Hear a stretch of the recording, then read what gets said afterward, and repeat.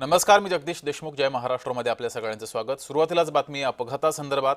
शिर्डी नाशिक महामार्गावर भीषण अपघात झालेला आहे. या अपघातात 2 जण ठार झालेत तर 15 जण जखमी झालेले आहेत. एसटी बस आणि कारचा भीषण अपघात झाला. या अपघातामध्ये कारचा चक्काचूर झालेला आहे. एसटी बसचं सुद्धा नुकसान झालंय. शिर्डीजवळील सावळी विहार हद्दीतील ही घटना आहे.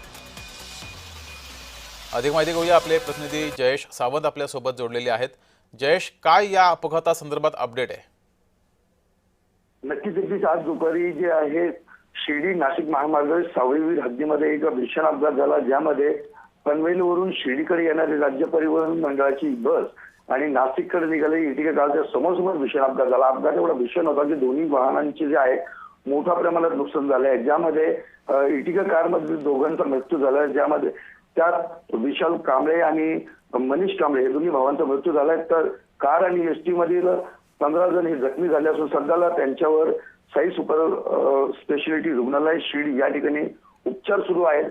सदरच्या अपघाताची माहिती मिळाल्यानंतर स्थानिक आणि पोलिसांनी जे आहे ते मदत कार्य सुरू केलं आणि या ठिकाणी अँब्युलन्स असेल, पोलिसांची व्हॅन असेल, या कारमधून जे आहेत जखमींना उपचार करता दाखल करण्यात आलं. जगदीश, जयेश, धन्यवाद दिलेल्या माहितीबद्दल.